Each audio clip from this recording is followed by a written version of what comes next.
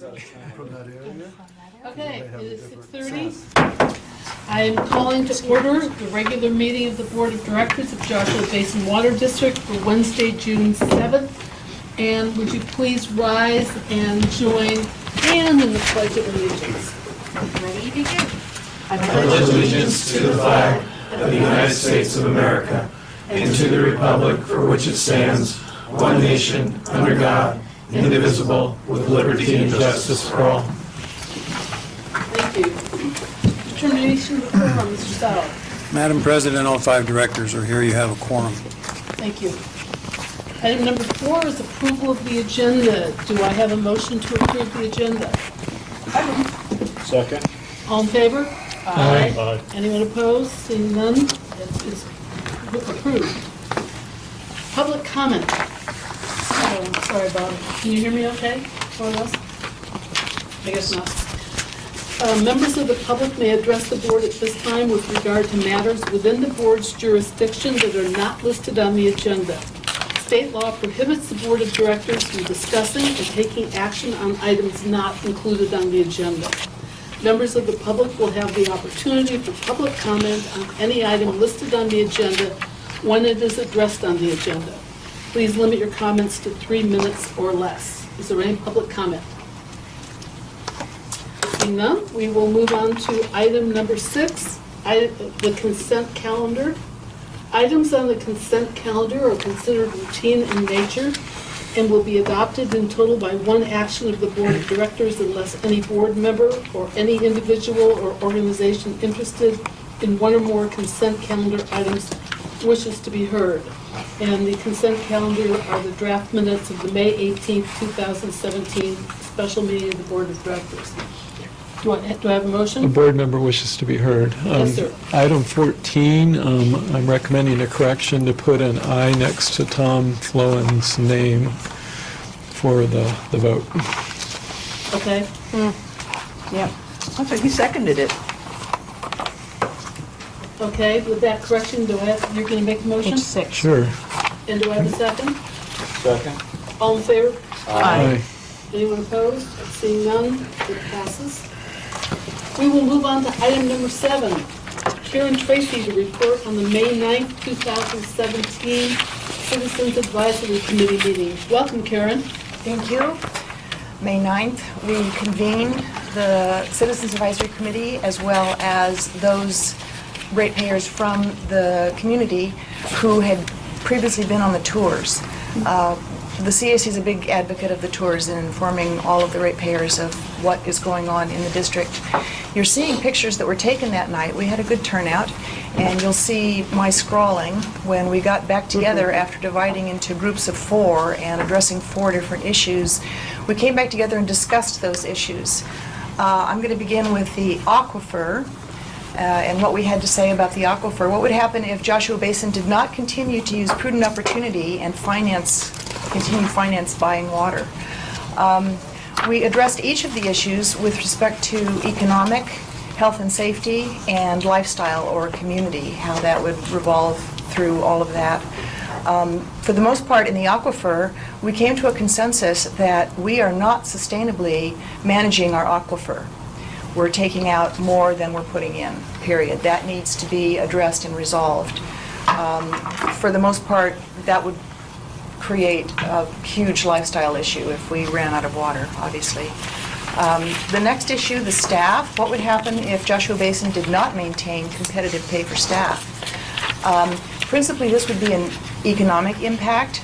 The district would not be able to pay for the quality of staff that it currently has. We came up with 2 different phrases that sort of ring golden bells. You get what you pay for, obviously, and the silver tsunami, which is coming along. The older the staff, the longer they've been here, the more they know about the district, and the more their services are going to be missed when it's time for them to retire. So that has enormous economic impacts. We have to keep up paying for what we have. The infrastructure and the pipes I'm combining, as Kathleen did in the newsletter. Principally, we discussed health and safety issues. For example, if we had a massive fire, which is entirely possible, or an earthquake, which has happened before. In the packet, the pipes page talks about the earthquake in 1982. That's a typo. It was 1992. Everybody remembers that. And if we had big well or pipeline failure because of fires, earthquakes, or the event of some kind of contamination, the health and safety impacts would be enormous. And we had discussions about all of this. That would draw into the picture agencies other than Joshua Basin. We have to contend with those. And some of those other agencies are not beholden to us. It's quite the reverse. And we would suffer consequences like the water district in this book. So we were well aware of all those implications, and we discussed them. I would ask that anyone of our ratepayers, anybody in the audience, come to our next CAC meeting. The date is to be determined, so pay attention if you want to show up and help out. Thank you. Thank you very much, Karen. Thank you. Does anyone have any questions for Karen? Seeing none, thank you very much. We will move on to item number 8, nomination of Tom Kane, is that how you say it? Yes. And Jeff Donvio to the Citizens Advisory Committee. Mr. Sauer. Okay, so as you all know, the Citizens Advisory Committee's purpose is to review important issues and make recommendations to the board. There's several important issues coming up, like rate studies, CIP, Chromium 6, etc. We're supposed to have between 6 and 12 members. With the appointment of Tom Flown from the CAC to the board, we're down to 4. And I believe that we have found 2 good quality candidates. You all need to approve their appointment. The first one is Tom Kane, who's in the 3rd row. He's lived in the area since 1998, and he built a home in Burns Canyon. And he moved to a house that he owns in Joshua Tree in 2013. And his application states in part, like many ratepayers, I have been remiss in not attending board meetings until I took the 4-hour tour and became enlightened.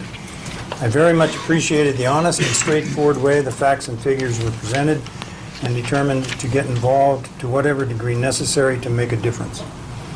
I've met with Tom to discuss the responsibilities of the CAC. I recommend that the board appoint him to the CAC, and he's here tonight so you can all see who he is. You may want to talk to him, whatever. And the second appointee that I would recommend is Jeff Donvio. He's lived and owned property in Joshua Tree since the fall of 2016, moving up here from Coachella Valley. He has extensive experience with social work policy, research, and community organizing. He served as a state representative in Michigan for 1 term. He's conducted many town hall meetings. He's an advocate for community involvement, and you'll recognize Jeff as one of the applicants for the board of directors at last month's selection process. Karen Tracy and I have met with Jeff, and we recommend that the board appoint Jeff to the CAC as well. And Jeff isn't here tonight yet. And the report. Thank you. Do any of the board members have any questions or comments? I'm thrilled. Thank you so much for wanting to be on the Citizens Advisory Council. It's very important work. And Karen, thank you for prospecting for them out there and getting 2 good candidates here for the Citizens Advisory Council. I really appreciate that. And thank you so much for wanting to step up and take it. That's great. And you took the tour. The tour is very convincing.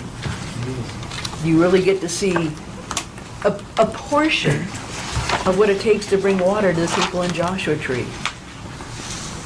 So congratulations. Thank you. So do I have a motion? I would move that we recommend to the board appoint Tom and Jeff to the CAC. I second. Okay, all in favor? Aye. Anyone opposed? Welcome to CAC. Very nice.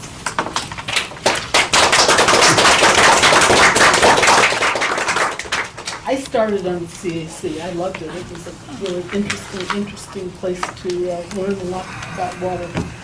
Yeah, I met Vicki there too. It was an interesting time. Still is. Tom, you just came from Really the, interesting times, yes. Old Chinese curse.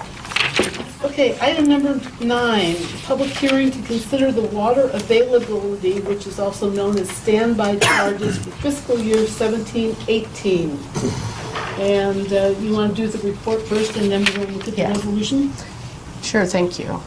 The recommendation is to adopt the resolution that's in your packet, establishing the charges and authorizing the County of San Bernardino to collect on our behalf. This is a routine legal requirement. We have been doing this every year since 1965. Resolution number 11 established standby rates for the first time in the Water District. We are now nearing resolution number 1000, so you can see how long this has been going on. The proposed rates and methodology are unchanged since 1996, so because of that, there's no requirement to mail anything out to ratepayers or taxpayers in this case, and notices are published in the legal section of the High Desert Star as required by the law. We have an engineer's report that has to be done every single year and is updated every single year. That's included in your packet. Again, this is fairly routine. It's largely unchanged year after year. Water availability charges are levied on all non-exempt parcels within the district. Government, for the most part, is what's exempt. The Board of Directors has designated the standby revenues principally towards the Morongo Basin pipeline, debt service and operations and maintenance costs, which were in excess of $800,000 when in 1996 when these rates were established, but because of tax collections and increasing revenues on the Mojave Water Agency side, that's reduced our annual payment over the years. So it's substantially less than that now. Whatever's left over after payment of the Morongo Basin pipeline debt is used for other legal purposes of the district, such as payment of other debt service, operation and maintenance costs, capital costs, really any legal purpose. Standby charges, again, have been in place for over 50 years. It's a major source of revenue for the Water District. 20% of our revenue comes from standbys in our 17-18 budget, so this is a very important piece of the overall revenue picture for the district. I'm happy to answer any questions. Oh, I did want to point out, I'm sorry, that this year we do have a slight change with respect to our customers who've opted out. Remember the opt-out opportunity that the board gave to people when we started charging for all meters that have been purchased in the Water District. People who have water meters pay lower standby fees because they are contributing otherwise with their monthly water rates towards the district's operations and maintenance costs. People who do not have meters pay higher standby fees. So those people who opted out went from lower to slightly higher standby fees, and I can tell you with small parcels, such as less than an acre and a quarter, that's an increase of $20 per year. For larger parcels, those increases range from $5 to $15 per acre per year. Remembering that larger development potential on those larger parcels creates more water system requirements on our side, okay? So, I'm happy to answer any questions. We have no protests received, no written protests received. That's amazing considering what was on the news. Pretty amazing. Any Yeah, comments she from knows. the board? do you want That to was take my public report. comment? I'm sorry? Want to do public comment? Take public I comment? can go to the public first. I thought that if the board wanted to comment, they can comment first. I just, one little thing, it's about 1% of the assessed property value, is that where we are? Is it more? No, standbys don't have anything to do with property value. You're thinking of an ad valorem tax, which is based on value. This is not based on value. This is just a set number? Yes. Okay. Yeah. Okay, is there any public comment? Seeing none, I'll go back to the board. Okay. So hold on a second. Oh, Just to make sure we do this completely legally, do we have to officially open a public hearing?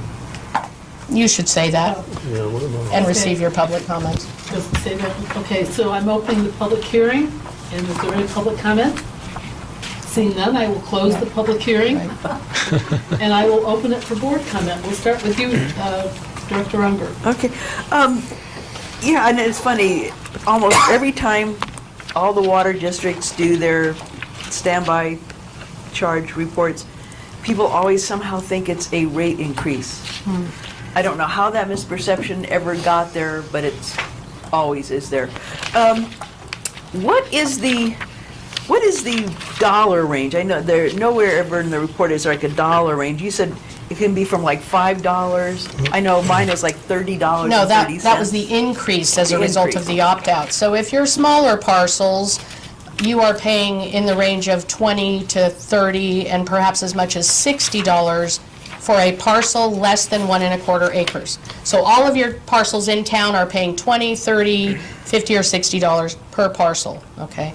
And that, the higher the cost, the more development potential. So if you are on a parcel that's 1 1/4 acres, but you could build multi-unit dwellings there, you're going to pay more for your standby because the impact on the water district's infrastructure is greater as a result of that. And there's okay? zoning involved in that. There's a whole Yes. formula how this Yes, how this absolutely. is So done. that's a county zoning issue, that's part of our calculation.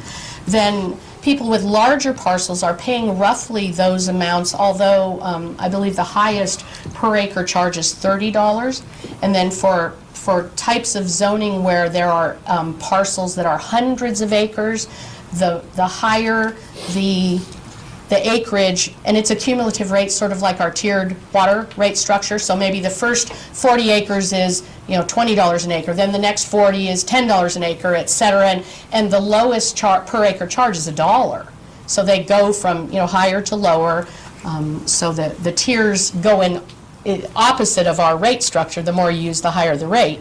This is opposite, the larger the parcels.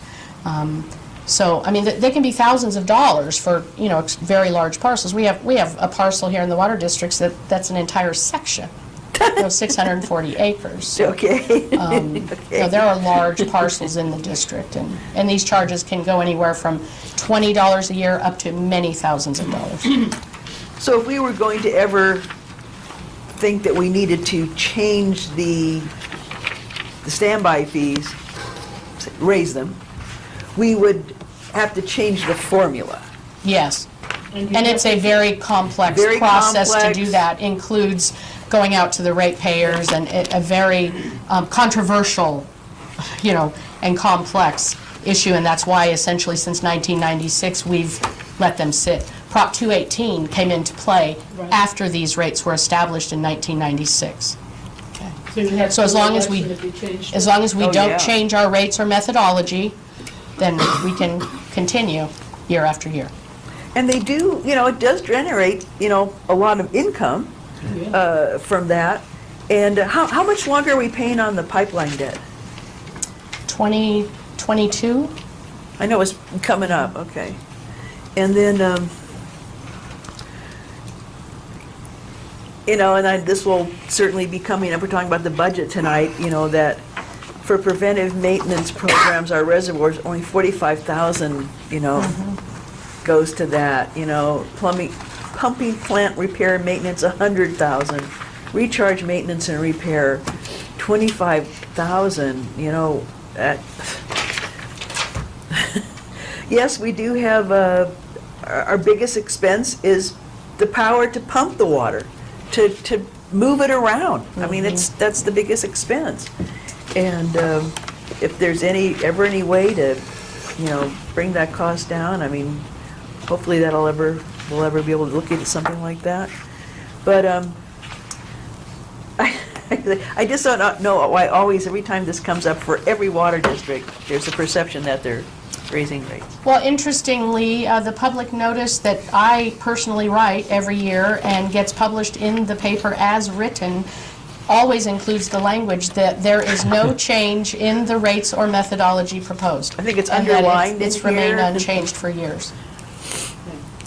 Well, thank you, Susan, I You're welcome. appreciate that. Okay. Director Johnson, you okay? Director Flum? Since nothing has changed, there's not a whole heck of a lot to talk about. However, in the engineer's report, which was included in the director's package, it's also on the website, There's a sentence here that says, "All properties within the district receive a general benefit by virtue of the existence of the district in its sole power to purchase, extract, and sell water within its boundaries." And by extension, that means these offices must exist too.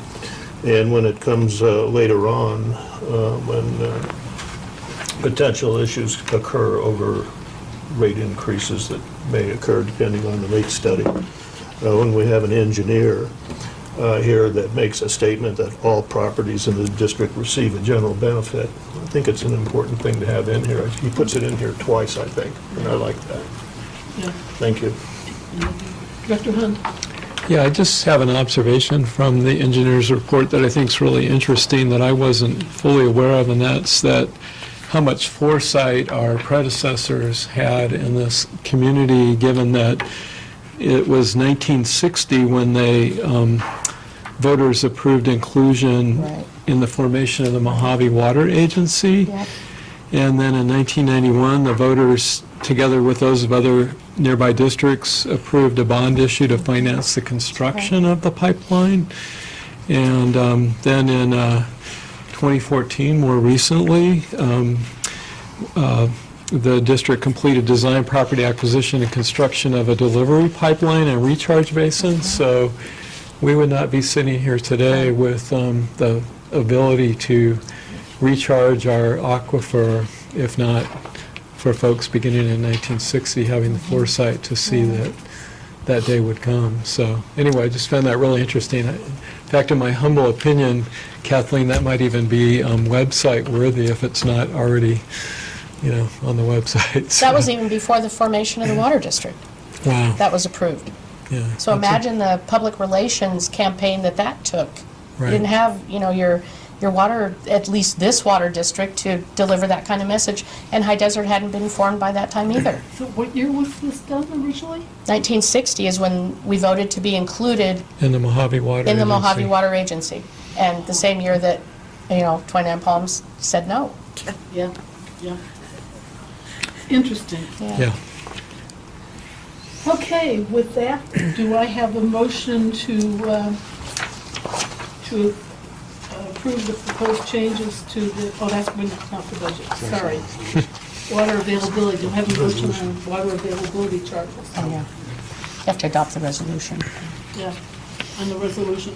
I move that we adopt resolution number 17977, establishing water availability charges for fiscal year 17 and 18 and authorizing the collection by San Bernardino County. Thank you, do I have a second? I'll second that. All in favor, say aye. Aye. Unanimous, it is approved. All right, we'll move on to item number 10, the mid-budget review. Recommend that the board approve the proposed changes to the 16-17 and 17-18 budgets, which were approved by the Finance Committee on April 26, 2017. Mr. Sauer? Or is it- Well, is it- I'd love to cover this for you, but this is one of Susan's most favorite activities, other than attending the Finance Committee. And it's only done every other year, so I wouldn't want to take that away. Yeah, take my thunder, yeah. This Okay. is the one you've been waiting for, I know. So there's lots of detail in the board packet. This is not adoption of the budget. This is some minor tweaking to the existing two-year budget cycle. We are more than halfway through. We're nearly through the current budget year. It's been months. We've been working on this literally since, I want to say, February or March. The budget has turned into a very complex project and process. You can see from the packet, we're managing 4 different budgets now, and kudos, to my Ann. I couldn't do it without her. So she's here for any of the details should questions arise. We have in the packet, first the operating budget, and we go department by department talking about the changes to the existing budget. You'll notice in any department where there are staff assigned, there are increases to salaries and benefits, which jive with the contracts and labor, labor contracts that you approved a couple meetings ago. There are other costs in each department that are, some go up, some go down, based on information, new information. Timing is sometimes a component in budgeting. I can answer any of those specific questions if you have them. I don't really want to go line by line. Kurt begged me, no. No, please. So in total operating results we're on page 23 of the packet at the top there. We had net revenue of $51,055 was the original budget, and now actually net revenue has increased to over $300,000 for the 16-17 year. In 17-18, we started with $135,000 of net revenue, and now we're down to $95,000 of deficit, okay? However, when we combine both of those 2 years and we look at, at a 2-year budget cycle, our surplus is increasing over $23,000 from $186,000 to $210,000 over the 2-year cycle.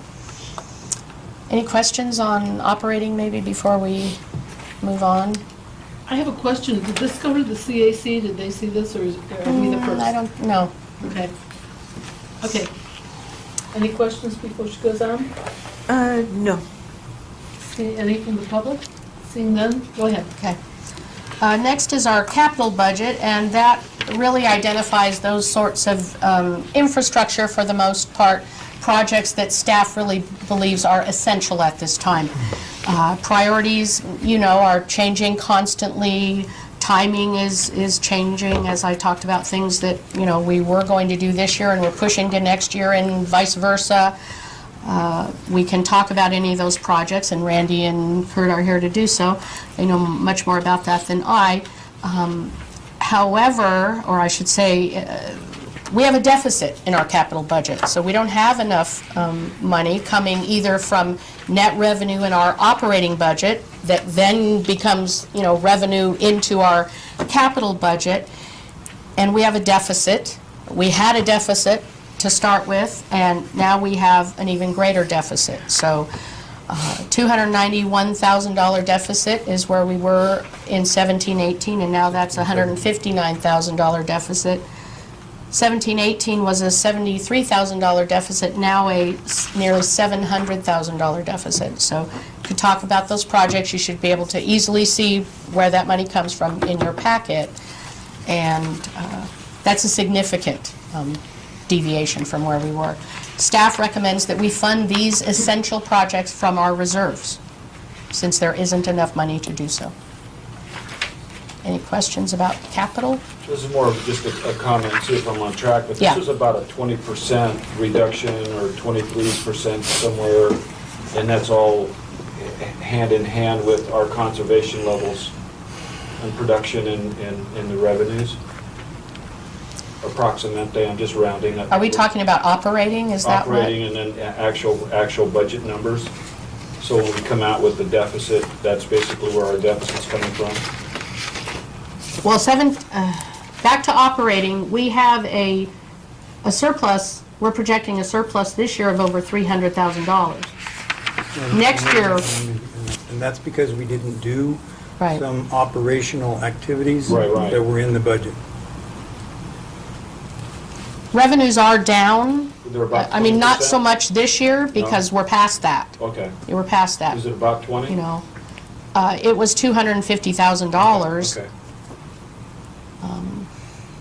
and that's less than 20%. All right, well, okay. Yeah. Amongst us friends.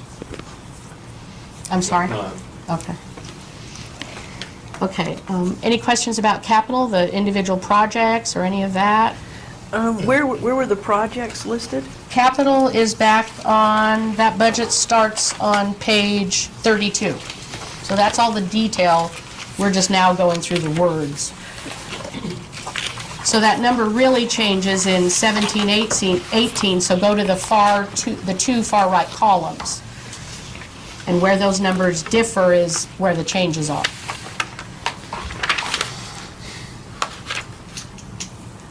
I still think we need to have a workshop day to work on our capital projects. After we did that once, probably need to look at it again. So on page 33, it looks like Rebecca's quite a few newer projects added to this list. You see the D21 tank rehabilitation, that's $415,000. There's apparently some urgency to that, and it needs to be pulled forward. We've got the water model update, our rate and fee study, the remaining portion of that, et cetera. Okay, any questions from the public? Anything more? So then, Chromium 6. We have a separate budget now we've created for Chromium 6. We're going to get lots of money, coming through grants and loans related to Chromium 6. Costs, it's easier to manage that, and it's a significant cost for us when we separate it. I do want to note that there's an error in this, and you will enjoy that it's going in the right direction. So all the work we did, all the people who looked at this, I found this like 10 minutes before the meeting started, so I wasn't really able to change any of the information. So what's happened with Chromium 6 is that, we've got a $500,000 grant, and we have a $1.516 million loan, 0% loan. We don't get any of our loan money until we spend all of our grant money up front, okay, at the beginning, and get reimbursed for that. The timing of this is now sort of not working in the way that we anticipated it at the beginning. We're not going to spend all the grant funds before the end of this year, and the loan proceeds, as I said, won't be available until we spend all those. Then we move into the loan. The loan proceeds have been moved, well, they haven't been moved, but they should have been moved partially to 17-18, and then the remainder will follow probably for the most part in 18-19, I hope. Surplus in the 16-17 budget has been reduced from $319,300 to 0. And surplus in the 17-18 budget looked like it was some horrible number, but actually that number is also 0. So we just gained $430,000 right there, or something So it's not a that deficit got of missed. that. So, right. So we have 0 surplus, essentially because the monies coming in are going to match the monies going out. Okay, we're going to have some, timing issues, and that's always a concern, but the money, as far as planning is concerned, should all cover our costs. Okay, so zero surplus or deficit in that regard, so that's good news. Any questions there? The grant revenues, are they year-specific? So they're not? Not at all. We're Okay. required now, we have to send in a grant reimbursement request every single month. Oh, well. $11,000, it's a huge amount of effort for $11,000. So, no, we had to do a catch-up because we have costs that go back several years that were included, that they allowed us to include. We had to do a catch-up and present all of that. That was $170-some thousand, and that's been done already. And now we're on a every single month basis. And so far, we've spent less than $200,000 on. I like the process of keeping them separate, the Chrome 6, and no, I really like that. Yeah. So thank you guys. That makes it easier to Yeah, it's going to be some big, ugly Yeah. numbers, Yeah. and, yeah. Hi, Wendy. All right. And the grant is from who? SWRCB, State Water Resources Control Board, and the loan as well. Okay. I didn't see that, okay. Okay.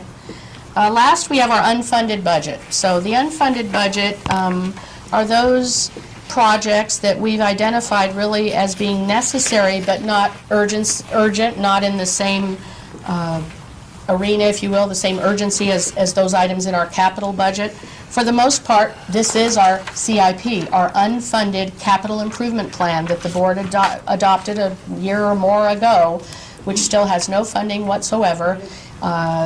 We've identified $2.5 million a year of mainline wells, boosters, and tank work over the next 30 years, and now we have to create a way to fund that money.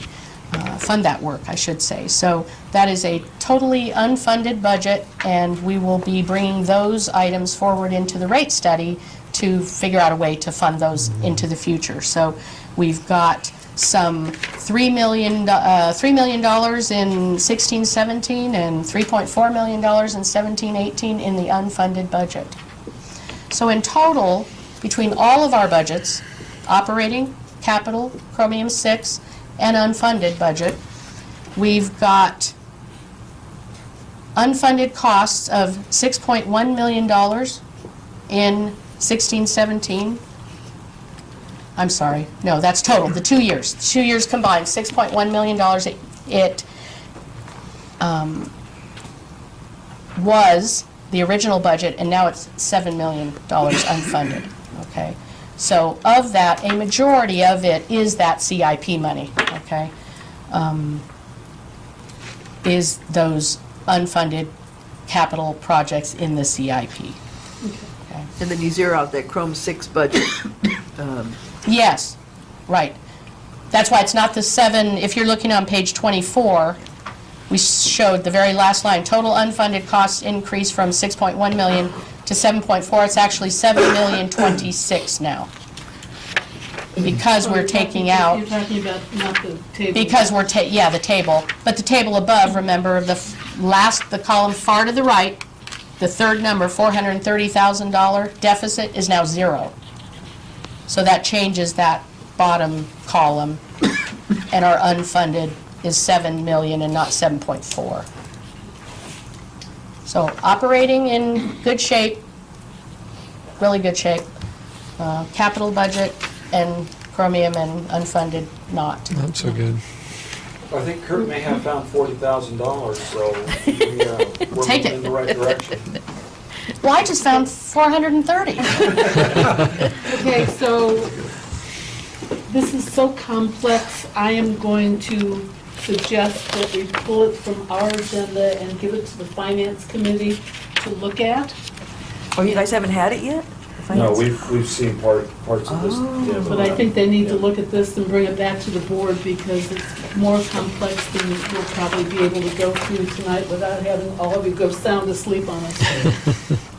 And it turns out I can make an appointment to a committee anytime that it works. And I am appointing Tom Flowen to the Finance Committee, so he'll be working with Bob on that. Oh, good. And I'm taking myself off it because I hate finance. Very self-serving. So, with that motion, do I have a second? I second. Okay. All in favor? Aye. Anyone opposed?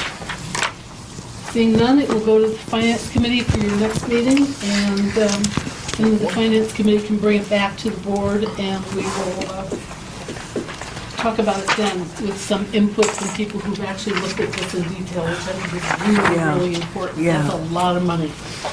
And we need to make sure that we're moving in the right direction. Okay. With that, we will move on to item 11, discussion of the rate study plan alternatives for Chromium 6 capital improvement plan, reserve fund, and other items. Mr. Sauer. Now, this is going to be fun. And there's going to be a lot of information to talk about. And it's all predicated, or we're doing this because we need direction, approval, buy-in from the board on what to tell the rate study consultant on what to look at. And there are so many things that we are looking at. Chromium 6, what level of recharge, should we stay at 500, go to 1,000? The CIP, et cetera. And we'll get into the three alternatives and sort of explain them to you. But before we get into the alternatives, one of the other items that we've been talking about is our reserve funds. And do I point it this way? Do I point it that way? Which way do I point this? You can turn it off? I don't know, let me check. You have to turn it on, huh? See if interesting. Currently, not only do we need a session on the budget, we need the general manager Training, needs a yeah. session on making this work, whatever it's called. I'm good, I feel better already. Battery? All right, just push the button. Push the magic button. Okay, so reserve funding. Apparently we need to fund a new computer. Okay. All right, so what type of reserves do we have? We've got restricted reserves, which we're not going to talk about tonight. Okay? And those are like customer deposits, the bond for Copper Mountain Mesa assessment. What was the other one? Capacity And the fees. capacity fees. So those are restricted for specific purposes. Then we have our designated reserves. There's the emergency fund, the opportunity fund, our wells, tanks, and boosters, equipment and technology, and the buildings, which you just established last year. Next slide. Okay, so currently, and this is all in the handout, if you want to follow along with the handout.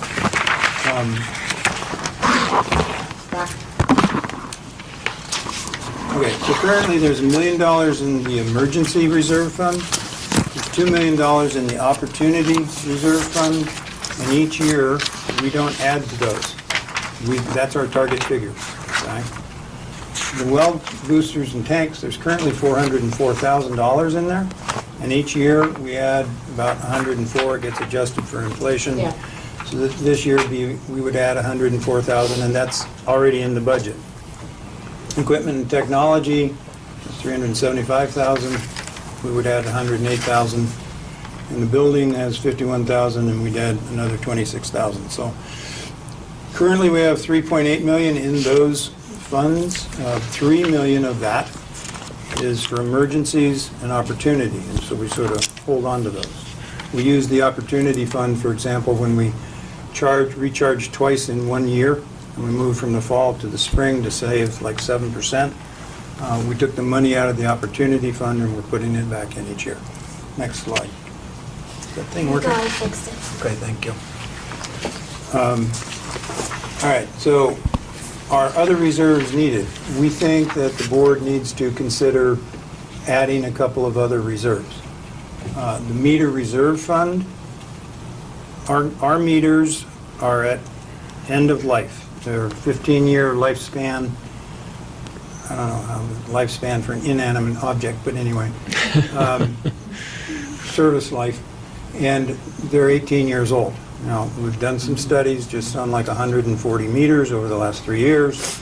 The revenue appears to not be that much of a loss compared to the cost.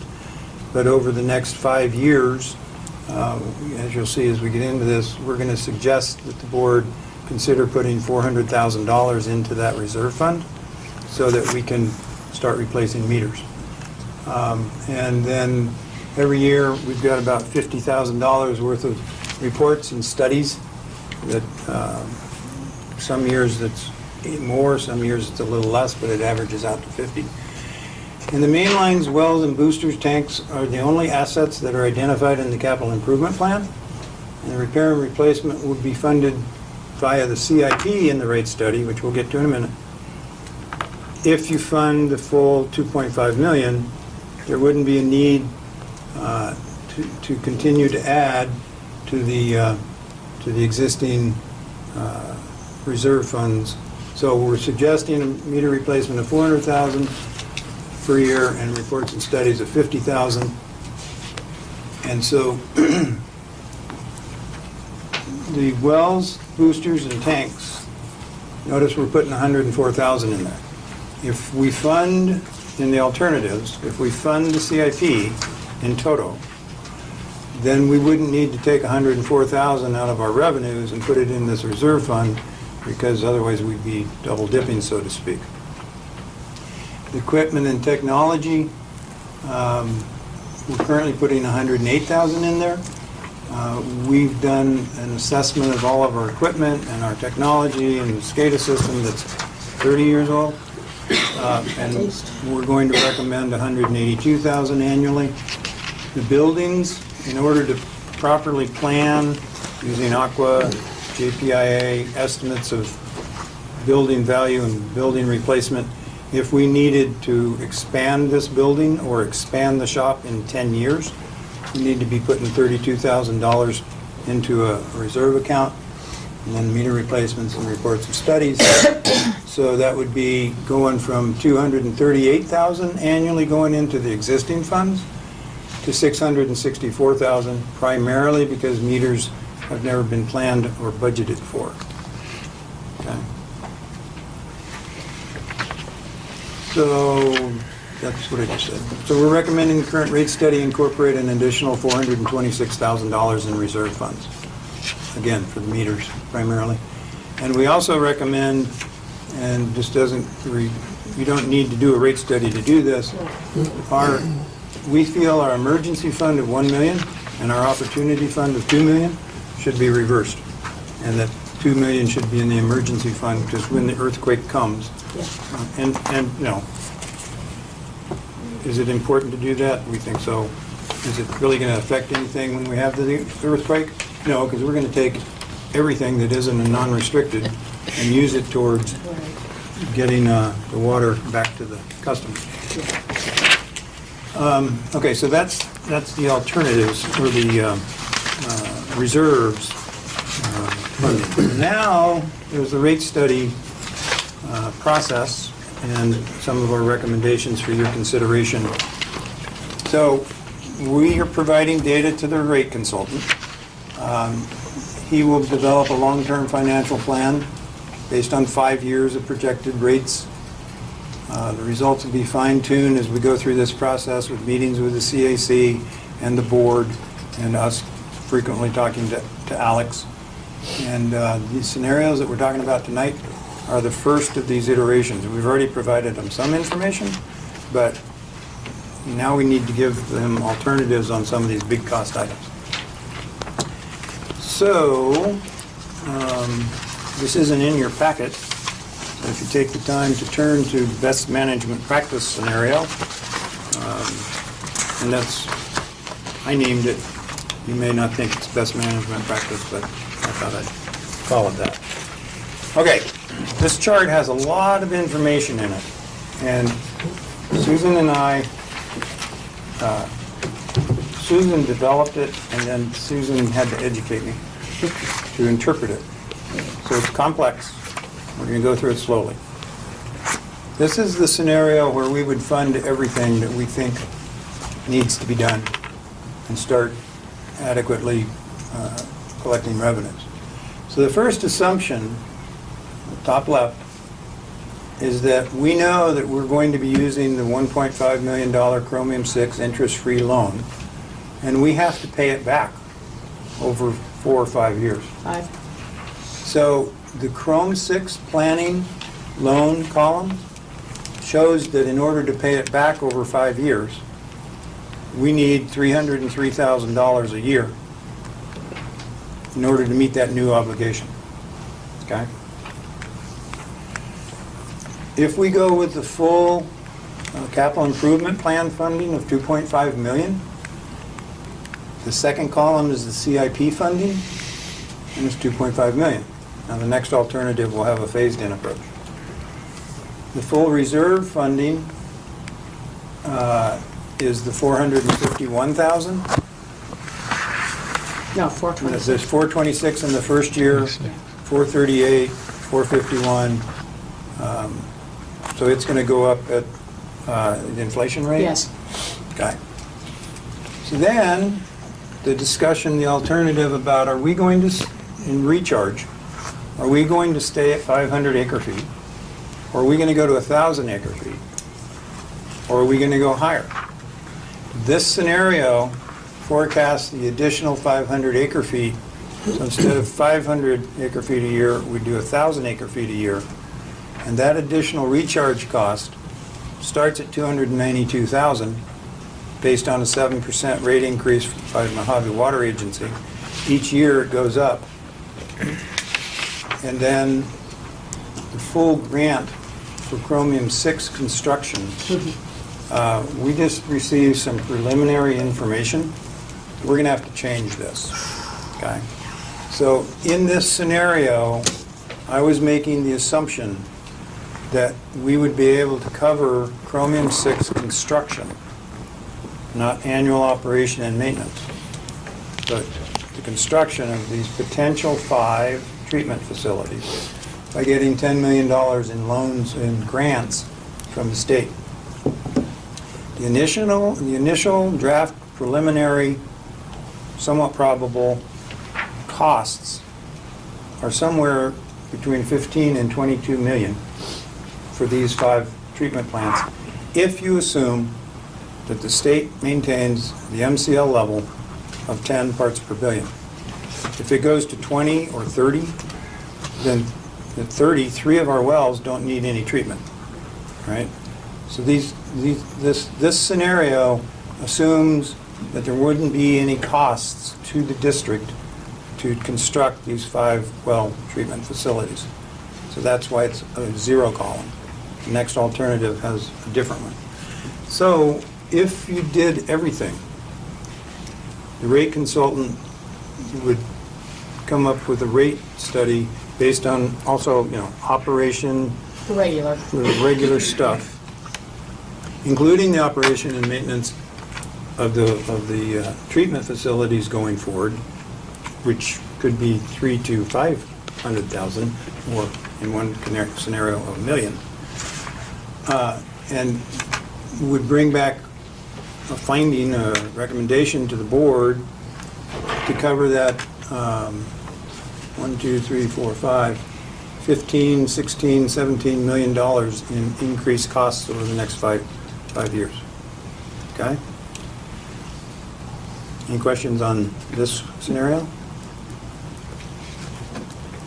Got kind of a related question. If the rates are raised somewhat dramatically, when the cost of other commodities go up, sometimes people use less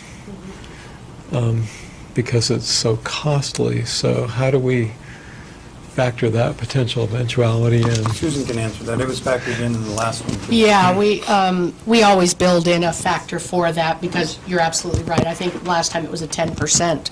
You automatically assume that there's going to be some loss in revenue as rates increase. Absolutely. Something People will more be more dramatic, careful. we'd probably look at a more dramatic Right. reduction, more significant.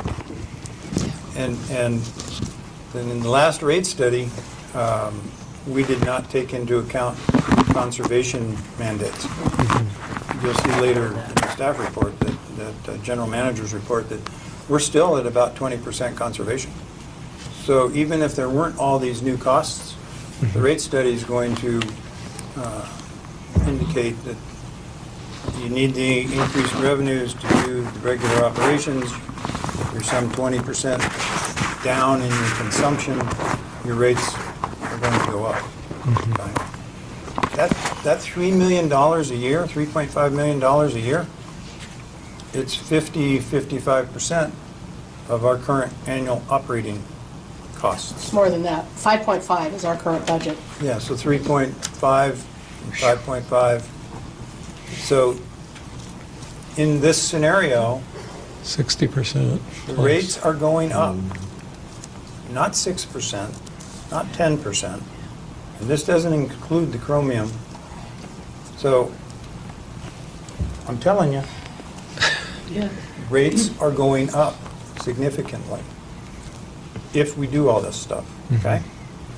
All right, And that's funded at 100% on this. If we do all these, that's. yes, this Okay. is the let's fund everything Right. scenario. Yeah. Question on the 5-year note from the Chrome 6. The interest-free loan, is it for only 5? 5 years? Yes. Yes. If we get the SWRCB construction grant loan combination, this, and I'm not sure if it's for sure or it could be, you can roll this loan into that loan, which is a longer duration. 30-year loan. Well, it would be optimum if you could. Right, so you spread it out And much further. That's what the Division of Finance has told us. Yeah. And the Division of Finance has been very helpful. They've been very helpful. So we could get a 30-year no-interest loan. We can get a 30-year something interest loan. Now, because we're a disadvantaged Right, community, it might be 0%. It's certainly going to be lower than what you're going to get at a commercial Yeah. bank. Okay, that's good.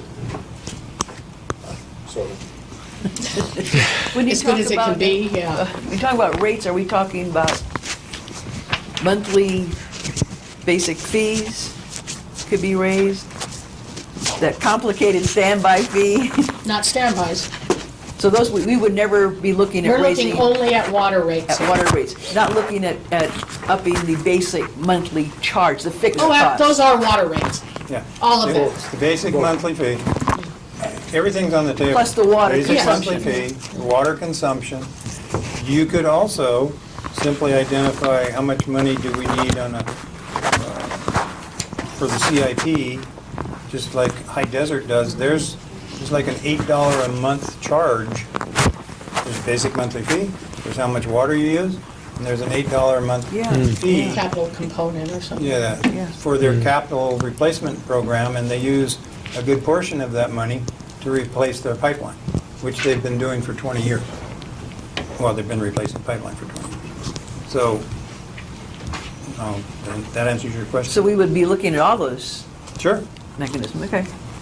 But not the one that shows up on your property taxes, not the. Absolutely not. No, because then you'd have to go. to Can't the- revisit that. Yeah, you have to go to the voters again. Right. We're trying to keep it in the 218, unless, of course, you get a lot of protests, then we do have to go to a vote. No, because we're not changing it. Yeah. But I mean, The even on rate this study- stuff, right, if enough people Yeah. protest Oh, yeah. our rate changes, we'd have to go to a vote anyway, then throw it all in there. Okay, so the second scenario is the phased approach, right? So again, the Chrome 6 planning loan, that doesn't change because we have to pay the state back in 5 years. And we're planning on rolling it into a longer loan, but right now we don't have that construction grant loan, so that's what we have.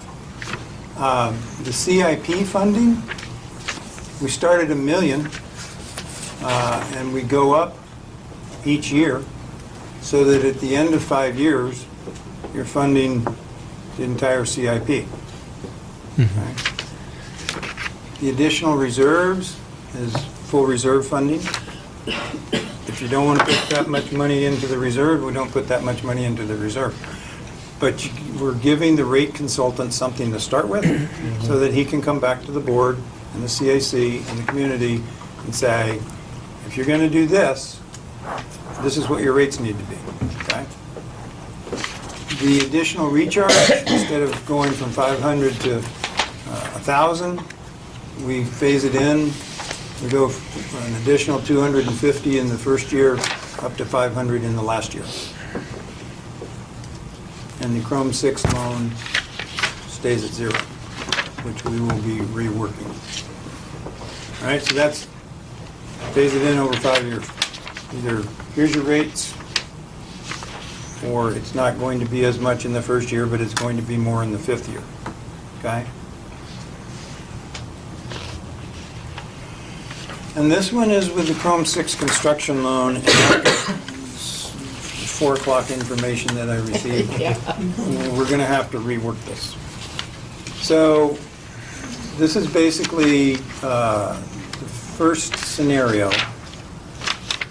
No, it's the phased-in scenario with a $7 million Chrome 6 construction costs, assuming that we get a $5 million loan from the state. So therefore, we have to take out a $2 million loan, right?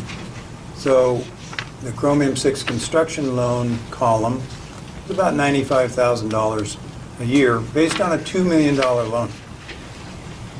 Once I get the pretty final figures from Dudek on what it will cost to construct these 5 well treatments at 10 parts per billion MCL, assuming that the state doesn't change anything with the MCL, that's going to be a much larger number. So again, in this scenario, we're still at 3.4 million in the first year and 3.7 million in the fifth year.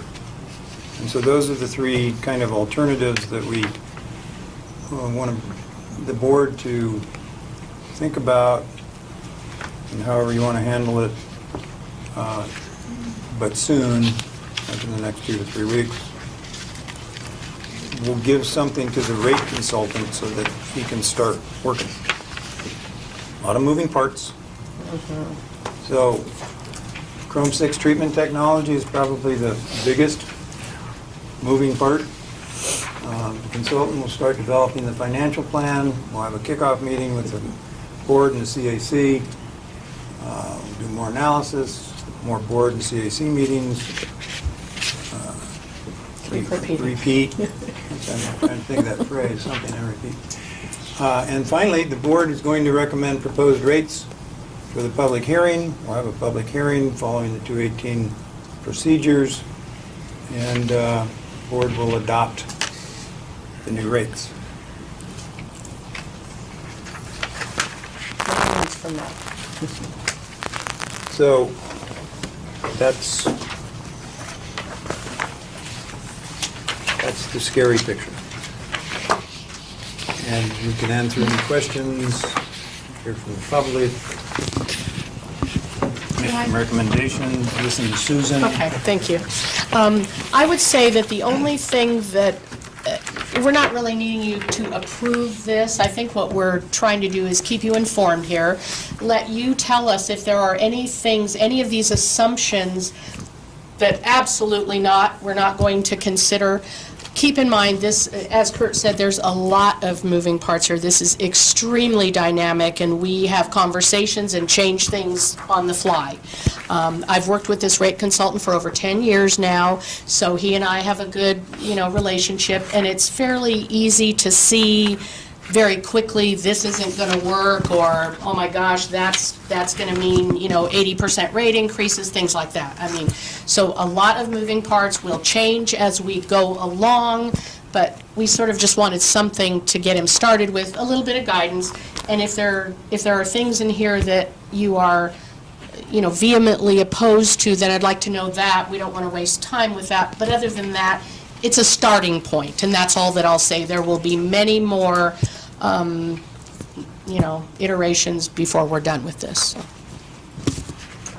Will this come to the finance committee so You bet. Tom and I can,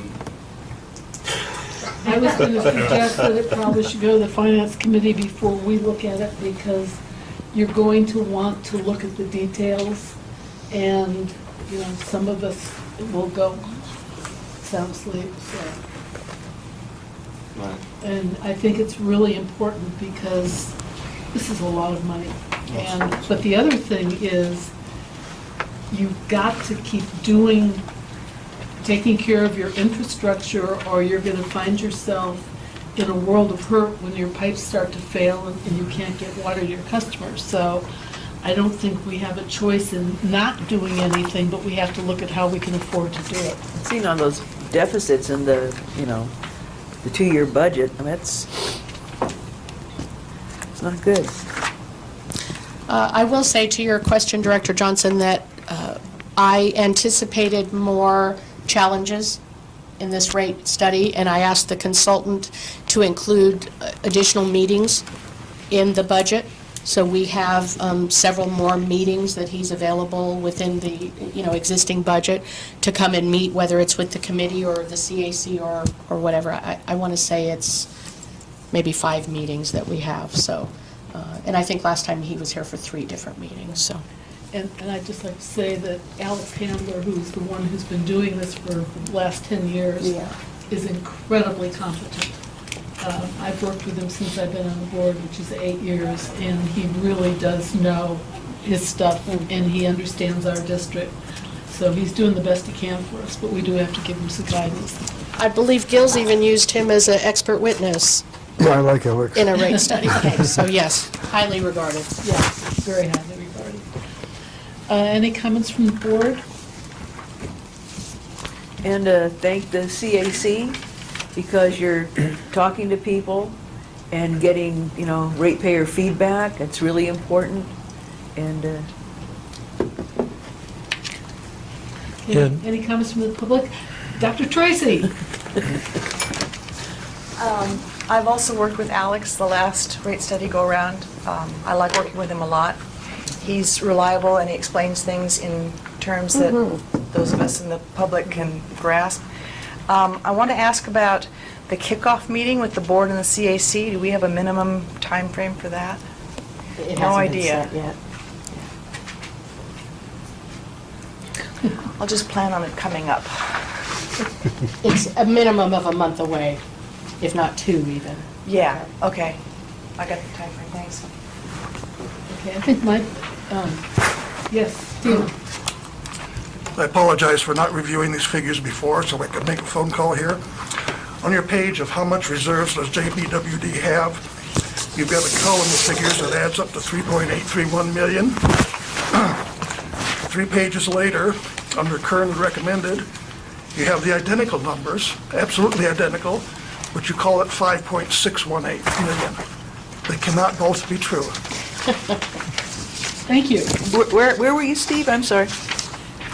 Current and recommended, So, okay. How much reserves does Joshua Basin have? well, you just have a column of figures, vertical figures, that cannot add up to 5.6 million. The previous 3 pages earlier, it adds up to 4.8 million, which is correct. Oh, you know why, it was those other reasons. Okay, so That, I'm sorry. I can comment to that. That is those restricted reserves. Those were initially on this table, and Kurt asked that they be pulled out, and the total didn't get changed. Okay. 3.8 is the correct Okay. number. Okay. So, any comments from the board? What would your preference be, gentlemen and ladies? I guess you're going to send this to the Finance Committee first? That would be my preference, to let them look at it in detail, and anyone who wishes to come to a finance committee meeting, including any board member, I think I is better. welcome to do that. Yeah, I will also sit in on it. You're not allowed to speak, Right. but you can attend it, and I Yeah. think that that's the best place to go into this in the kind of detail that we need. Just to clarify, the public can comment. Yes, the public can The comment. board The members in board can. excess of the 2 may not comment. That's during absolutely true. the meeting. Absolutely true. So, do I have a motion to send it to the finance committee? I make a motion that we send the reserve funding options, best case,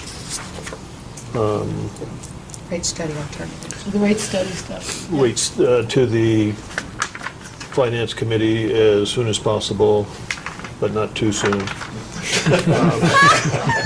Am I floundering here? Floundering. The next committee meeting is what, about 2 weeks? Yeah, June let's 26th. send this material over there and let's talk about it over there for a few hours. Okay, do I have a second? I second.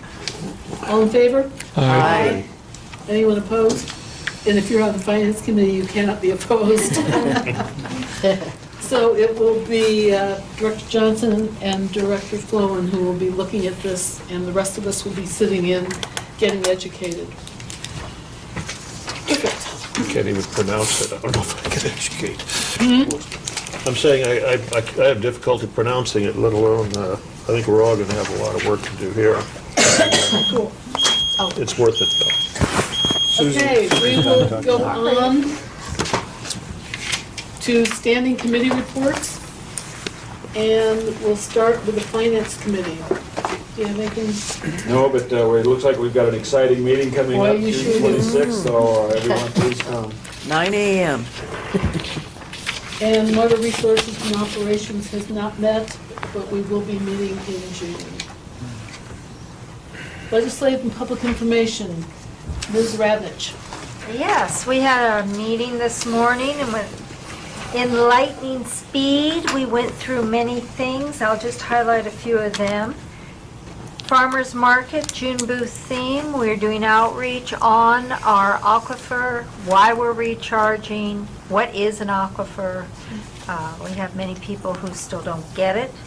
And so that's our theme. You're welcome to stop by and ask any other question, including about the aquifer. We're also handing out the new consumer confidence reports, which covers a whole year past of our testing of our water. We test all the time for everything, and so the results are in, and we legally have that done and made available once a year. It is also online. You can find it on our website, but I have the hard copies at the market.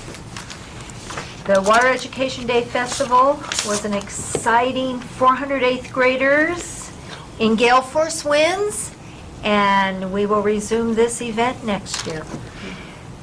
The wild crafting session for spring went well, and we are slating a summer wild crafting session to begin the last week of July. It'll then follow into the first 2 weeks of August, and both sessions conclude with a tour of the National Park Nursery the first week in September. I'll have more specific dates soon.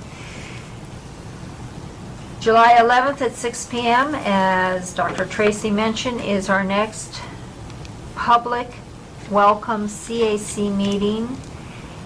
There's more information in the newsletter about that meeting coming up. That is at 6 p.m.? 6 p.m., and I believe it'll be here. Yeah, it's here, and Okay. there's a potential conflict for a couple people, so we might move it, but right now it's scheduled for the 11th. Okay.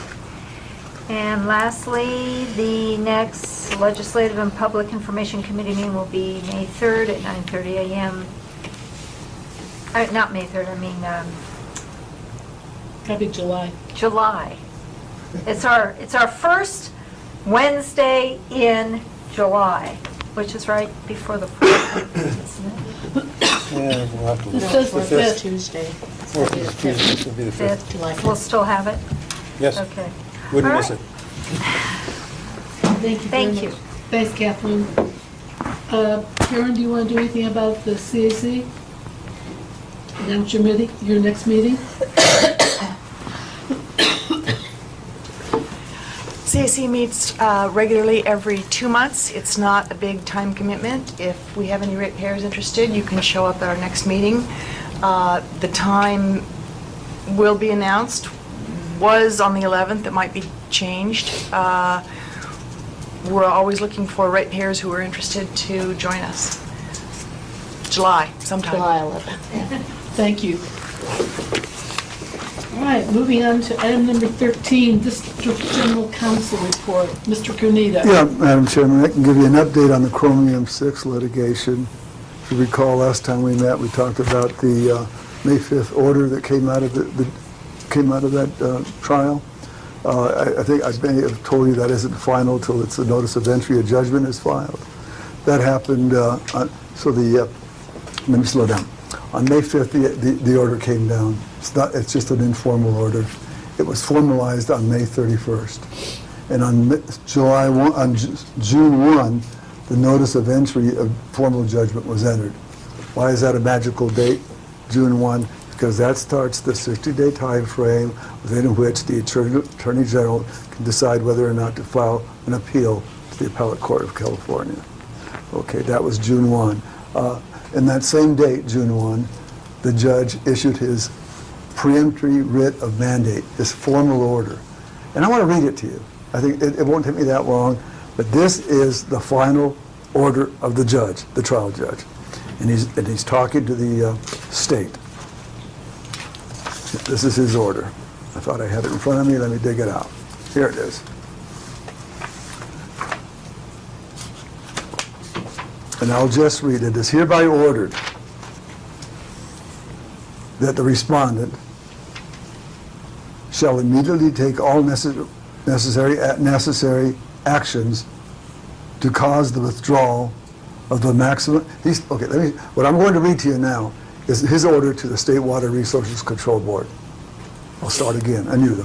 He has 3 orders specifically addressed to them based on his decision. The first part is, it is hereby ordered that the respondent, State Water Board, shall immediately take all actions necessary to cause the withdrawal of the maximum containment level for help me with this, Kurt. Hexavalent chromium, the chromium MCL, set forth in the California Code of Regulations, Title 22, Section 64431, as invalid pursuant to the final order of judgment. That's no surprise, but that's number one. Number two, it is hereby further ordered that the respondent, the Water Board, shall make and file with this court a return, the trial court's retaining jurisdiction, a return evidencing and confirming its submission to the Office of Administrative Law of a change without regulatory effect to delete the chromium MCL pursuant to California Code of Regulations, Title 1, Section 100, within 75 days of notice of entry of judgment. So as of June 1, he's ordered the State Water Board to rescind the present level for MCL. And then this is the third phase of his writ, his order. When I say writ, I mean order. It is hereby further ordered that the respondent, State Water Board, shall establish a new maximum contaminant level for chromium-6 in accordance with, I abbreviate Hexavalent chromium? I don't know why I have trouble with that word. We have a lot of trouble with that too. Oh, yeah, I have a lot of legal problems too. But I'll repeat again. Number three, it is hereby ordered that the respondent shall establish a new maximum contaminant level for chromium in accordance with applicable law, including without limitation, Health and Safety Code Section 116365, Government Code Section 11340 through 11361, and consistent with the final order of judgment. To go back a little bit, the first two parts of the order have to be dealt with in 75 days. And then within some time frame after that, they have to set a new level. Okay. Here's what could happen to this writ. The Attorney General has 60 days to file an appeal. If the appellate court could, it has discretionary authority to stay this order until it considers the issue. Just be prepared for that additional inconvenience or delay. They have the authority, the appellate court has the authority to stay this order until they fully have addressed the issues here. That could take a year. It could take more than that time. So just to be clear, if the appellate court stays that order, then the MCL level of 10 parts per billion stays in effect until such time as the appellate court rules. I think not. I think what they would hold is that they just stay the order and hold everything in suspense. I think that would be the practical impact of a stay. Okay. Gil, you're hard to hear, please. I'll speak louder. I thought this was, maybe my speaker isn't on. Or No, maybe, there is no speaker on it, that just goes to... oh! That's just for that's just for his recording. Let me repeat this for the benefit of the chair and other people that couldn't hear me. Even though the trial court is so ordered, like I just read out of the writ, if the Attorney General appeals the case, and he has 60 days to make that decision, and the appellate court then takes jurisdiction of the case, they could, on motion of the Attorney General or on the court's own motion, stay the writ I just read to you. And then Kurt wisely asked me, well, Gil, what does that do to the 10 MCL that's already been set? It's my opinion that would be suspended as well. Any implementation of that would be suspended as well. So what am I telling you? I don't know where we're at. I can't tell you any more than I told you 4 weeks ago. Just hold your breath. It's very conceivable that I think it's conceivable that, like Kurt hypothetically theorized, maybe it comes back with a 30 or a 20 or a 40. I think that's conceivable. Or a 10. I don't know what the time frame for that would be, but or a 10 or a 5. No, I won't say that. But anyway, it's up in the air, and a lot of it is in anticipation of what the Attorney General and the State Water Board decide to do. They have to prove their figures this time. They've got to, there was a financial... The burden of proof is on the State Water Board. and You're absolutely right. It's quite a burden. Yeah, it is a burden. And I don't know, this I can't tell you. I don't know if the signs will come into play in the litigation, but it could conceivably come into play when the water board reassesses what a new MCL should be under the financial That's interesting. rules and regs. There's a lot at play here, a lot of moving parts like you have on your reserves. Yeah. It's a very interesting case, really good counsel on both sides of this argument, and it's going to be in the hands of the judge, the appellate judge, the justices up in Sacramento. But the major, it doesn't say this in what you just read, but the major thing that the court was talking about was they didn't take into consideration the economic effect on small districts. And that's what the court was upset with, not necessarily the MCL. That's right. The science was, from my perspective, for the most part, ignored. They zeroed in on the lack of financial analysis and the impact it would have on districts such as ours. And that was the thrust of this thing. But on reanalysis, I wouldn't be surprised if science comes more into play, because I think it runs in harmony with the financial. I think it's an integral part of it. You know what I'm saying? Or I'm theorizing anyway. It's really interesting. We're not the only district that's kind of all our planning efforts are in abeyance. We have a lot of company on this, to a much larger extent too, with some other districts. What else can I share with you before I close off on this matter? No, it's really up in the air. The 60-day time frame starts on June 1, like I said. So around on or about, I can't count the days, but 60 days thereafter, July. August 1, we'll probably know what the AG's decided to do on this and what the water board has decided to do on this. Wonderful, thank you I very don't much. think I forgot anything. That's where it's at right now. Okay, thank you. Move on to item number 14, the general manager's report. On a happier note, we just finished May, 22% savings compared with May of 2013. Great conservation, 19% cumulative since last June, and a corresponding reduction in revenue. Yeah.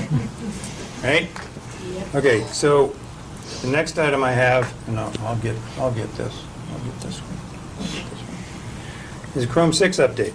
So I didn't know that this happened on June 1st, but on Monday I went on the SWRCB webpage because the Division of Drinking Water folks were very cooperative, and the Division of Finance were very cooperative. Cannot tell me what MCL level we need to be planning for. Yet, under the current existing legislation, we have to be in compliance by January of 2020.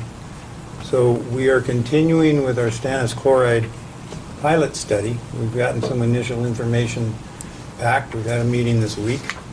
And so we're moving forward, and I was thinking that the SWRCB webpage might have some information for me. So it says on their website that on May 5th, the Superior Court entered an order regarding the 2014 hexavalent chromium MCL. However, at present, the court has not taken formal action to require the State Water Board to rescind the hexavalent chromium MCL or directed any other actions. Once it does, the board will consider its options, including whether to appeal, which will take some time. More information will be provided as it becomes available. Please check back occasionally for further updates. Not every day, just occasionally. All right, so that's their webpage. We're continuing to work with them. Now we've got this order, writ, whatever. We've got initial projected probable costs. We're setting up a meeting hopefully next week with the Division of Drinking Water fellow that oversees our compliance plan, and this is how I feel about chromium 6. That pretty well sums up chromium 6 and where we are. That's his cat. Somewhere between the upper and lower part, and we're sliding down the wall. Okay, so well 14 update. The rehab part of the project has been completed as of Friday. We put the well back together. We are pumping the well to purge it, and we'll be pumping all week. There is a possibility that some of the water may reach Sunfair Road, although the last time we purged it, the water used to get to Sunfair, and now it's found an earlier route to get back to the aquifer. So I'm hoping that it won't go over the Sunfair Road. And more to follow after we purge it and do our tests. USGS discussions. David O'Leary of the USGS is going to be here on June 21st, the next board meeting, to discuss USGS actions to date, the latest findings on what's going on at the aquifer and the recharge ponds monitoring well, discussions on JTUZ1 monitoring well over on the north side of the highway in the town, with nitrate investigations. And since we're in discussions with the Mojave Water Agency about potentially taking additional water storage that would be their water stored in our aquifer, with the potential of raising the aquifer over time, what we need to study and be comfortable with. And so I think it's going to be a fairly dynamic USGS presentation. They don't come about all that often. So you might want to, you'll be here June 21st, but you might want to be here June 21st. Can I just add that David O'Leary is one of the few USGS guys who actually speaks in a way that you can he speaks English. You'll understand what he's talking about. He's wonderful. Yeah. And he is a rarity within the USGS, in my experience. So that's pretty much the end of my report. Okay. And just a reminder that June 22nd is the Mojave Water Agency, June 22nd, right? Mm-hmm. Mojave Water Agency recognition of Kirby Brill. Yeah. And if you can't make it, let Bev know, and she's handling the RSVPs. Yeah. It's actually the meeting that Rebecca's scheduled to go to, but I think that most of us will be going to that because Kirby is fabulous. Are they actually having a meeting that day, or is it just a party day? I don't actually know that. What's the difference? And they have hired their new general manager, who is supposedly very qualified and very personable, so hopefully he'll take over from, I can't remember his name, Pat something, I think, or Joe. McCarthy. Pat McCarthy? Tom McCarthy. I knew it was one of those easy ones. Okay, thank you very much. We will move on to reports from the directors, and we'll start with you, Director Unger. I have nothing. All right, Director Jones. I had no meetings to report on, but I'd just like to say thanks to our men and women in uniform and remember D-Day. Thank you. Thank you. Director Flood. Well, I am the new guy, as I think most folks have detected. I've been getting around a bit and meeting some folks in the water world, which is said to be one of the most complex areas of budgeting, administration, and law that there is, period. And I'm finding that there's a lot of very wise people out there. Jim Bagley, I think, from LAFCO, Local Agency Formation Committee, that's the one that says we can exist. He was very helpful. And Jim Ventura from Mojave Water Agency, I pause a lot, bear with me. He is a very wise man, I think, and he's somebody that over time I think I'm going to learn a lot from. But it's a matter of becoming less of a local person here and being somebody with a broader perspective, because there are many, many, many agencies and people that have an influence on what we do here in significant ways, meaning financial ways too. And I've heard it said at these meetings many times about how the personal relationships that we have with people out there in the rest of the water world can really benefit us. And The desert is a big place. It involves a lot of driving to be able to interact with these folks, but I think it's my duty to do so, and I will. Thank you. Director Hunt. Yeah, I attended the Mojave Water Agency meeting on Thursday, May 25th, and they, just some highlights, they went into closed session briefly on adoption of a contract of employment for their new general manager. They came out of session with the new general manager, Tom McCarthy, and also Kirby Brill. They kind of came out like two celebrities onto the scene, and they certainly are in the water world. It was really great to be there, and I think we were the only water district there, and I was wearing my nice new name tag that Bev facilitated me getting, and introduced myself to the general manager. So it was good that we were there once again. And he is a civil engineer and a geologist from Anaheim Public Utilities, so very impressive credentials. Where he's currently acting engineering manager and chief engineer and water resources planning manager. He'll officially take over June 12th. Kirby Brill, the current GM, will stay on until July 21st to help with the transition. Another big item at that meeting was the water allocation. And as of mid-April, the amount of water anticipated to be received, they said, is 85%. I guess that's of their total potential allocation, which equals 72,930 acre feet, and may go slightly higher. So customer demand will account for 12,762 acre feet of that 72,930 acre feet. And that's broken out between our district, 584 acre feet, High Desert Water District, 4,200 acre feet. They're taking 1,000 extra acre feet this year. And the High Desert Power Plant, 6,500 acre feet. Their storage capacity of Mojave Water Agency, which is really interesting, talking about the bigger water world, is actually primarily in the San Luis Reservoir, and they have a capacity of 42,900 acre feet. So they have a balance or excess of 22,088 acre feet to deal with. Good problem to have, right? So the board was presented 3 possible scenarios for use of the extra 22,088 acre feet of water.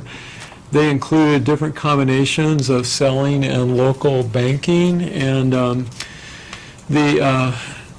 I'll just move along quickly. The scenario that they decided to adopt would be to bank 10,000 acre feet in different subbasins around the Mojave Water Agency jurisdiction area, and to sell 12,088 acre feet. And then they gave the general manager some flexibility depending on, how things actually worked out.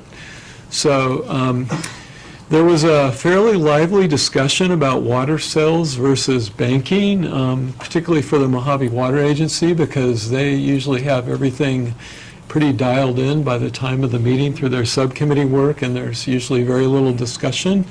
But there was, again, a fairly lively discussion, and one of the board members what the discussion was about was water sales versus banking water, and banking water where they don't currently have customers, and I believe one board member called it lost or stranded capital if it's sent where there are not customers for the water. Kimberly Cox, the chair, after that board member made that statement, cited their mission statement, and made the point that increasing the agency's fiscal well-being was important, but that managing the region's water resources for the common benefit and assuring their stability was even more important. So I thought that was really interesting. Our representative, Jim Ventura, on the agency advocated strongly for banking in the Morongo Basin where there's a need and where there are customers. So I really appreciated Jim stepping up to the plate for us and for the basin. They pointed out that they don't have the administrative structure with us yet for banking water, and that it would be very helpful if we had an agreement with them. And just so you know, we are working on that agreement. Yeah, no, I knew you were, and thank you for your efforts, and I'm looking forward to us hopefully entering into one. So they talked about with one pump, they can bring 6,000 acre-feet a year to the Morongo Basin, and you know, they try to pump off-peak to save money. They also said that the sell price for the money that the acre-feet that they have available to sell would be $30 to $50 an acre-foot because water is so abundant, but with a $230 transportation fee. But still, if I got it right now, water is a bargain. So I don't know if we might have an opportunity to take advantage. Why are we paying Figures, so that- much? that's half of what we paid. Yeah, Exactly. I thought it was 500. Exactly. Oh, yeah. And I realize my apologies that I should have called you the day after and told you about that, Kurt. So, but there is time to take advantage if we can. So I have one other item, and I'm going to ask the staff and the public and the board to bear with me because it'll take me about 3 minutes to read it, but it has to do with the resolution we passed last board meeting supporting the Association of California Water Agencies policy statement on the Bay Delta flow requirements. And this is a difficult one for me, but I felt like I had to be true to myself and to my position with the board. And I hope it's something that I never have to do again, but after further researching the issue, I need to say that had I more fully understood it, I would not have voted in favor of it. And I'm going to explain this. Since 2009, state law has required water resources to be managed in a way that achieves co-equal goals of improving water supply reliability for California and protecting, restoring, and enhancing the Delta ecosystem.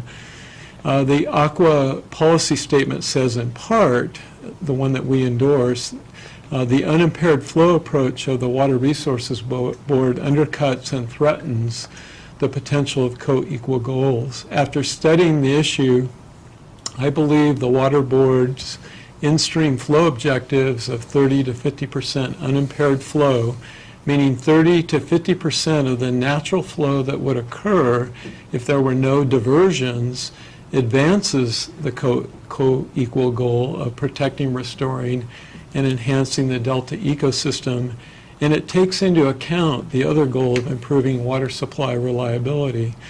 The policy statement says that a collaborative approach is key to California's future, and that a successful flows policy must be consistent with a set of principles, including collaboration, comprehensive solutions, science, functional flows, economic considerations, etc. I agree with that part of the policy. And I think the Water Board's work is consistent with those principles.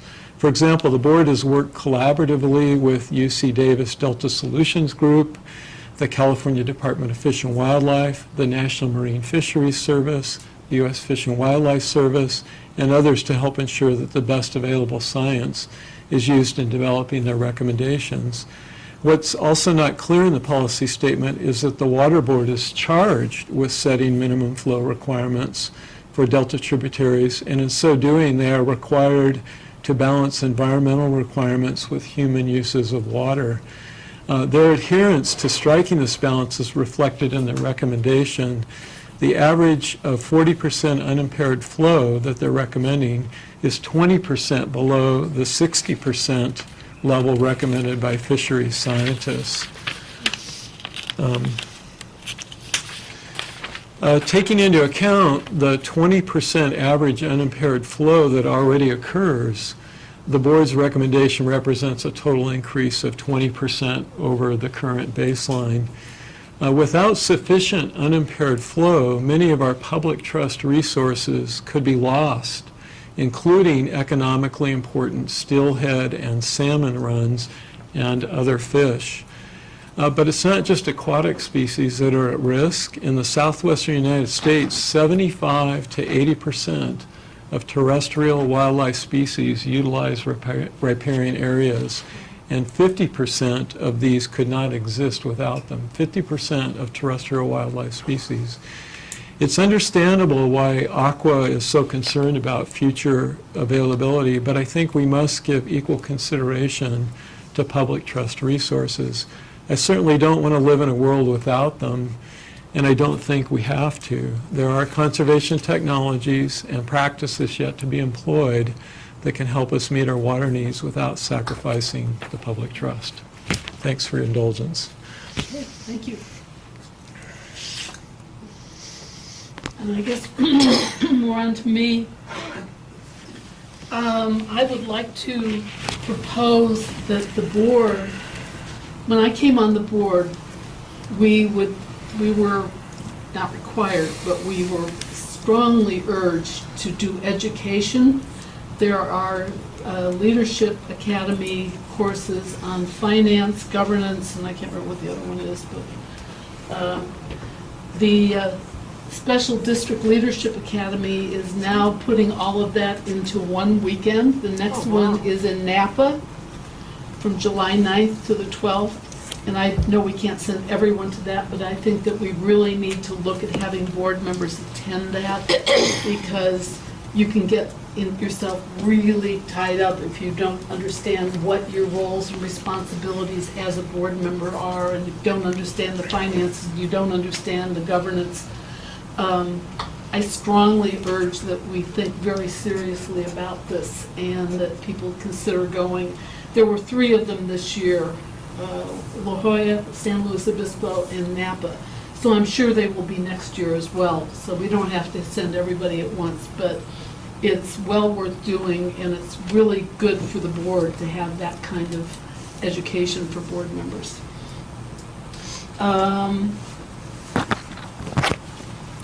We're looking at redoing the farmer's market and who's going to attend.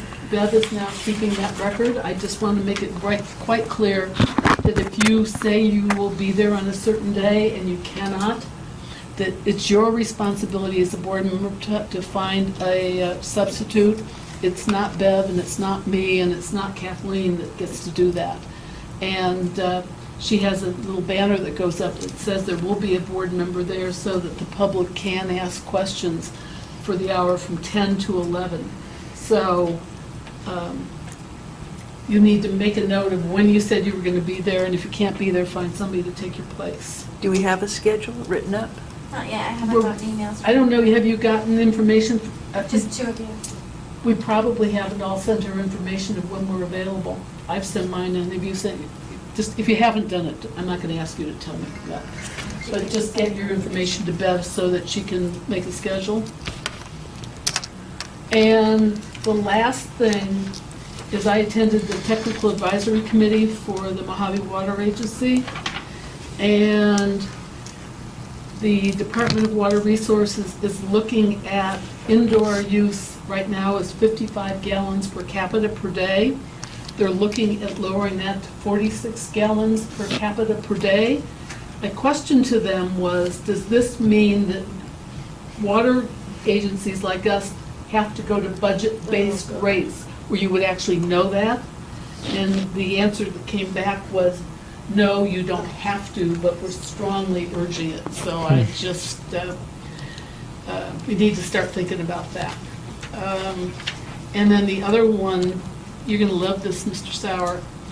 There are all kinds of grants for stormwater projects. And you can do other things that could include stormwater, but if stormwater is part of it, there is money. And I know that we've had some people who are very, very interested in capturing stormwater around here. Never got real far, but we have had people that want to do that. And I did the committee assignment. I think that's it. And So- Madam President, Yes, sir. I think we skipped item 15. Oh, I did? Oh, I do that all the time. I've lost my agenda. Oh, future director meetings? Right here. Number 15. Future director meetings, oh, yes. The Mojave Water Agency Board of Directors is tomorrow. I'm going, and Director Florin's going with me. The ASB-CSD, Association of San Bernardino Special Districts, is meeting in Hesperia. Tom is going to that. It's on, is it better to use your own money or to take out a loan? Basically, I don't care about that. okay. And then the Technical Advisory Committee is in August. It will be a tour of the transition zone, and I'm dying to go because I don't know what the transition zone is. I presume it's between the mountains and the desert, but I don't know that for sure. Okay, so have I missed anything else, sir? Oh, I did. I misunderstood you. Yeah, that meeting at the ASB-CSD is about whether or not one would use the district's fund money to fund things, or whether it's beneficial to finance things. Finance And that's something Who's that I hear a presenting? lot about, actually. Do you know who's presenting? presenting? Do you know who's presenting? It doesn't say on here, but I'm sure I have it at home. I'll find it. Yeah. Beverly will find it. Yeah. Okay, if there's nothing else. I've got one other quick thing. I just wanted to recognize a member of the audience, Ellen Jackman, who's a neighbor and who just started working for the district. Oh, So- yeah. Congratulations, Ellen. It's really nice to have you on board. All right, nothing else? I move we adjourn. Is there a second? Second? All in favor? Aye. We are adjourned. Thank you very much for being here.